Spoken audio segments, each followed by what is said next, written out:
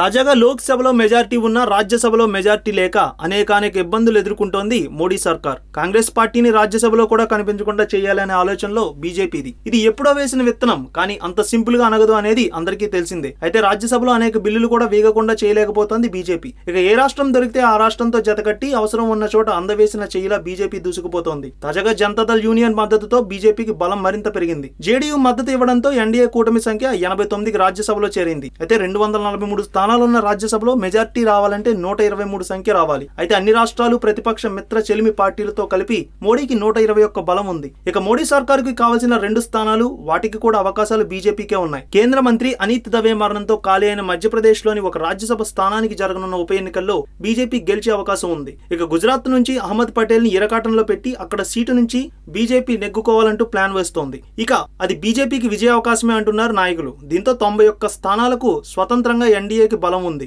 ఇక రానున్న ఉత్తరప్రదేశ్ రాష్ట్రం నుంచి 9 రాజ్యసభ స్థానాలకు ఎన్నికలు జరగనున్నాయి. వాటిలో 8 సీట్లు గెలిస్తే మెజారిటీ సభలో ఎన్డీఏదే అవుతుంది. ఈ వర్షాకాల సమావేశాల్లో రాజ్యసభలో ఈ మార్క్ తాకనుంది బీజేపీ. ఇక 2018 మార్చిలో బీహార్ నుంచి 6 రాజ్యసభ స్థానాలకు ఎన్నికలు జరుగుతాయి. కానీ ఇక్కడ బీజేపీకి 2 స్థానాలు మాత్రమే రావచ్చంటున్నారు. కాంగ్రెస్ లాలూ కూటమికి 3 సీట్లు రావచ్చంటున్నారు. మొత్తానికి సార్వత్రిక ఎన్నికలకు కాంగ్రెస్ కూటమి కంటే ఎన్డీఏ కూటమి మెజారిటీ సాధించే అవకాశాలు 2019లో మెండుగా ఉన్నాయంటున్నారు రాజకీయ విశ్లేషకులు.